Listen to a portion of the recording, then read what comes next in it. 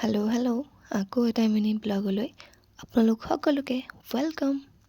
আমি গৈছিলোঁ ৰহালে আৰু তাতেই খালোঁ আমি বিৰিয়ানী, যিটো খুব বেছি জ্বলা আছিল। তাৰপিছতে ৰাতি আমি গ'লোঁ এয়া বহাগী উৎসৱ চাবলৈ। তাতে এটা সম্বৰ্ধনা অনুষ্ঠানৰো আয়োজন কৰিছিলে। এয়া সম্বৰ্ধনা জনাইছে মোৰ ভণ্টি আৰু ওচৰৰে ভণ্টি এজনী। তাৰপিছতে অলপ টাইম আমি তাতেই ৰৈ মেলি উপভোগ কৰিলোঁ বিহু।